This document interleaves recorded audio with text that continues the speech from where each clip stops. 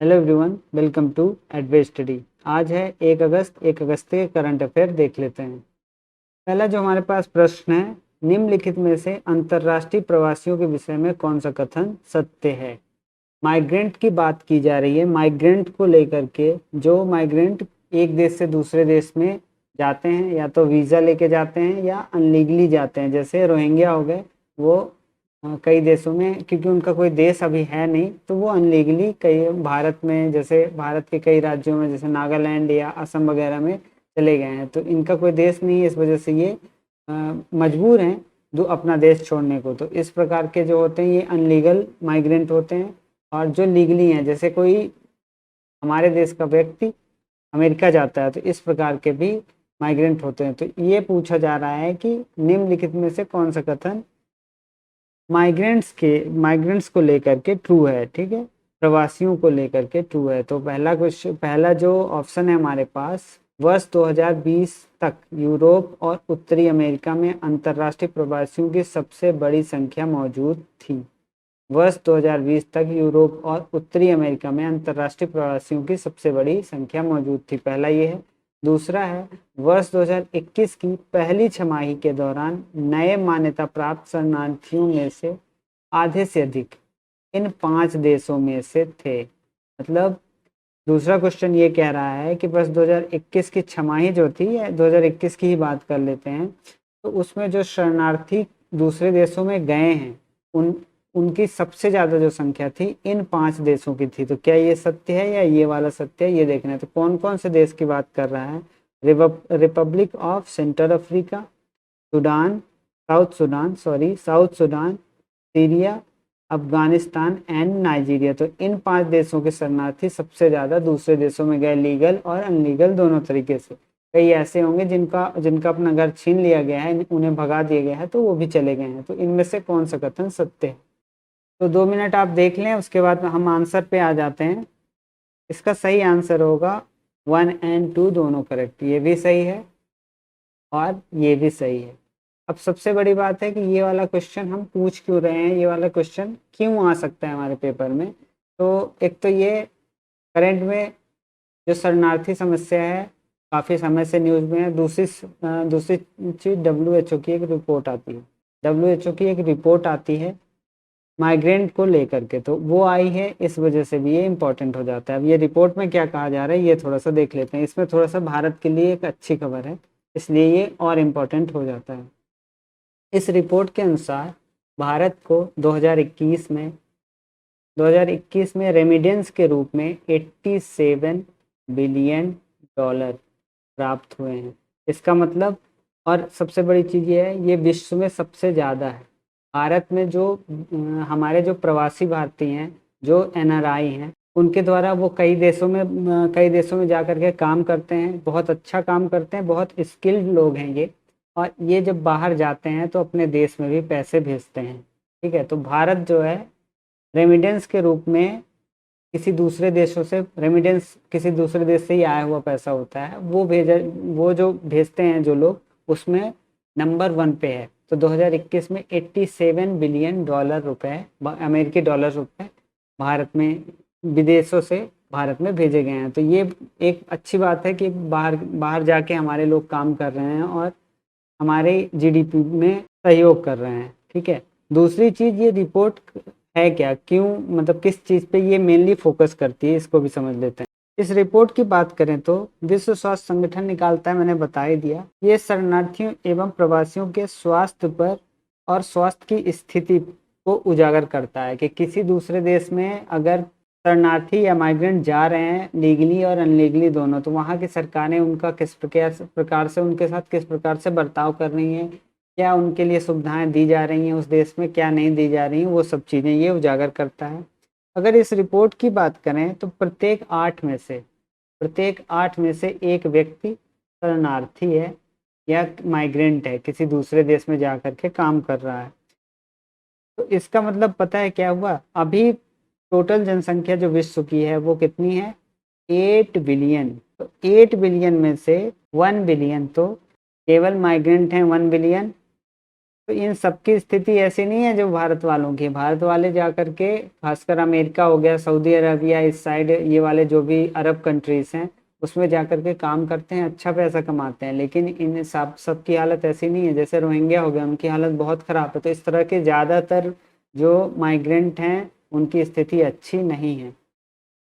इसके अलावा अंतर्राष्ट्रीय प्रवासियों में 48%, इसी रिपोर्ट के अनुसार बता रहा हूँ, फीमेल हैं और 52% मेल एंड चिल्ड्रन है। 52% में मेल और चिल्ड्रन है और 48% केवल महिलाएं। तो इसका मतलब महिलाएं ज़्यादा है क्योंकि इसमें बच्चे भी हैं। ठीक है, तो महिलाओं की संख्या ज़्यादा है। तो ये भी एक चीज़ है, इसको ध्यान रखना है, ये पॉइंट आ सकते हैं। और इसके अलावा इतने मिलियन 87 बिलियन जो प्रवासियों ने भेजा है हमारे देश में 2021 का, तो ये भी थोड़ा सा आपको ध्यान रखना है। ठीक है, तो चलते हैं नेक्स्ट क्वेश्चन पे। दूसरे क्वेश्चन पे आ गए हैं।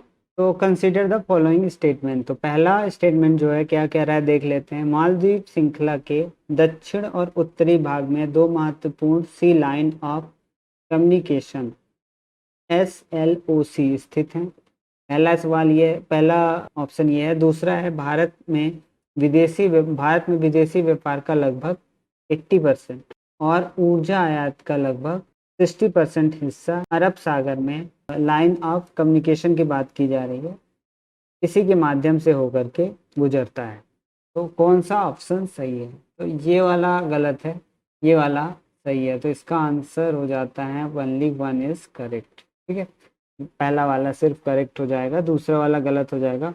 दूसरा वाला गलत इसलिए हो रहा है क्योंकि ये 80% नहीं है। भारत के विदेशी व्यापार का लगभग 50% और ऊर्जा आयात का 80%। ये थोड़ा उल्टा हो गया, ये 50 की जगह ये होता तो सही होता। 50% भारत में विदेशी व्यापार का सी लाइन ऑफ कम्युनिकेशन से होकर के जाता है और दूसरी चीज 80% ऊर्जा आयात का इन्हीं पासेस से होके जाता है। लाइन ऑफ कम्युनिकेशन जो बात की जा रही है, दो लैंड के बीच का जो पास होता है ना, उसको कहते हैं। तो सिंपली ये समझ लो। इसकी लोकेशन भी थोड़ा देख लेते हैं। ये यहाँ से लेकर के यहाँ तक फैला हुआ है, छोटे छोटे द्वीप हैं, छोटे छोटे द्वीपों से मिलकर के बना हुआ है। तो ये इसकी लोकेशन हो जाएगी। तो भारत के काफ़ी नज़दीक है। इसके बारे में और कुछ जान लेते हैं। अभी ये वाला क्वेश्चन आया है, तो ये क्यों आया है और क्यों ये न्यूज़ में है भी क्यों, तो ये भी समझ लेते हैं। तो हाल ही में हमारे विदेश मंत्री ने मालदीव के 2 दिवसीय यात्रा के दौरान national college for policing and law enforcement NCPL का उद्घाटन किया। NCPLE, तो national college for policing and law enforcement. Maldives का अड्डू शहर में NCPL भारत की सबसे बड़ी वित्त पोषित परियोजनाओं में से एक है। एक बात तो ये है, हमारे द्वारा जो इनके यहाँ इन्वेस्ट किया जा रहा है उसमें ये सबसे बड़ी परियोजना है और ये इसका उद्घाटन 2022 में हुआ है। तो ये इम्पोर्टेंट हो जाता है। इसके अलावा भारत और मालदीव के संबंध अच्छे हैं, काफ़ी अच्छे रहे हैं और दोनों सार्क के मेंबर भी हैं। भारत भी सार्क का मेंबर है और ये भी हैं। इसके अलावा एक ऑपरेशन कैक्टस। तो ऑपरेशन कैक्टस क्या था?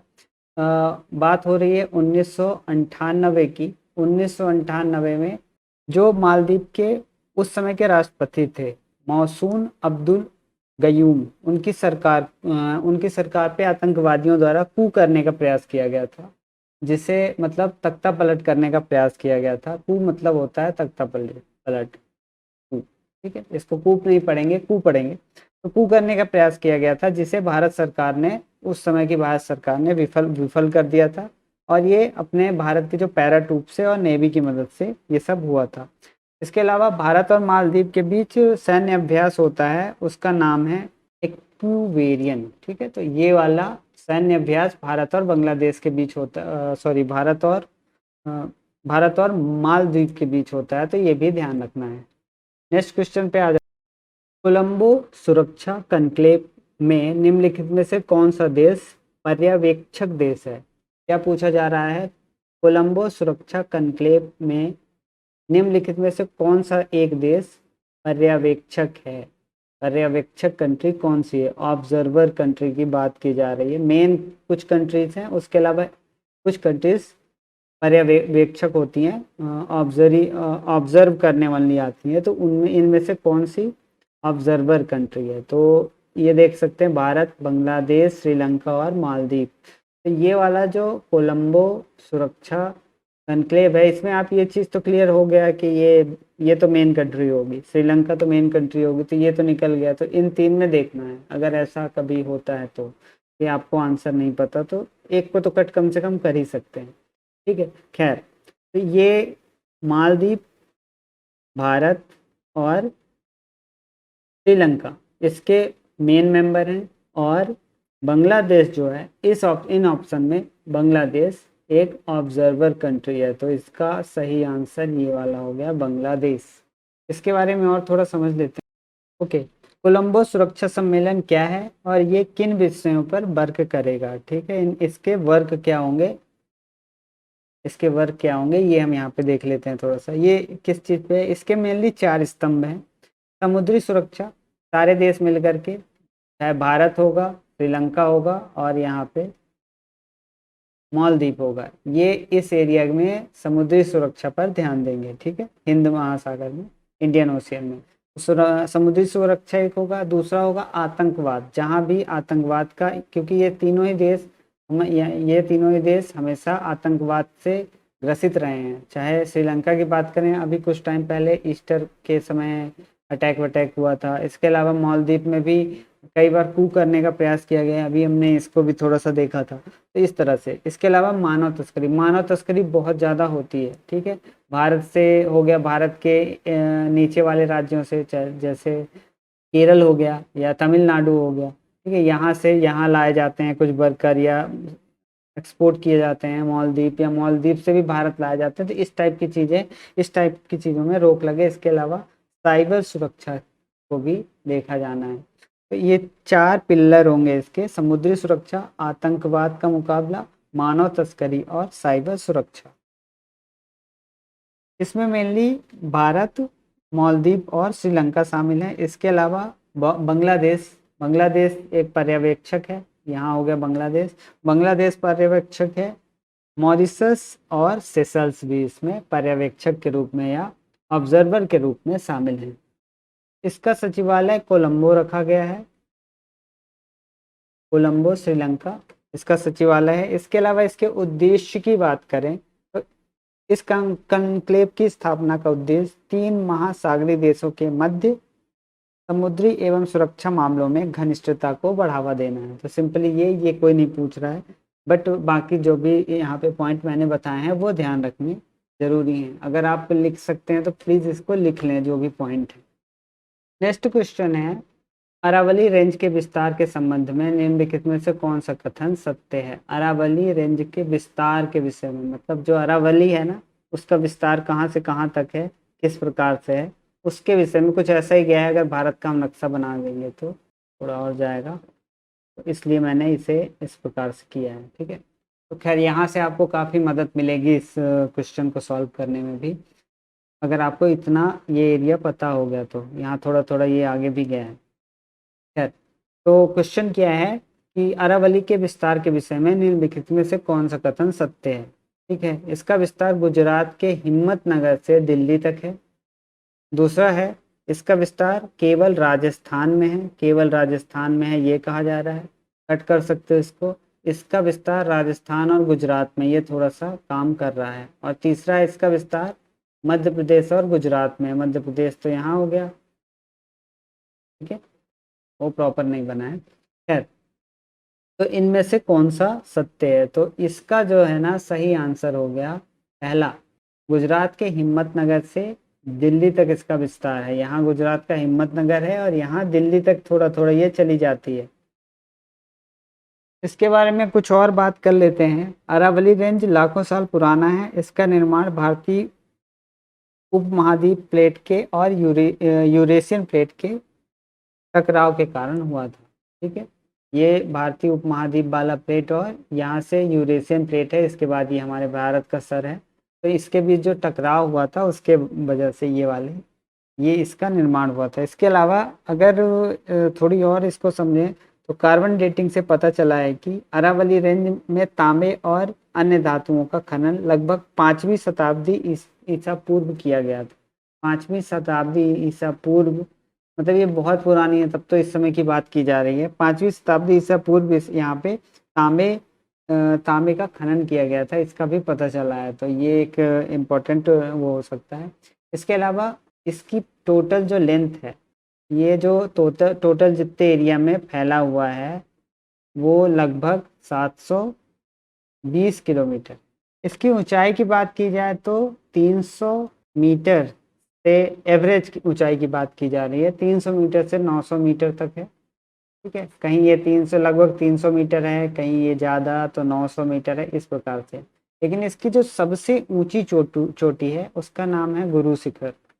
गुरु शिखर गुरु शिखर इसकी जो ऊंचाई है वो 1722 मीटर है, तो ये काफ़ी ज़्यादा है।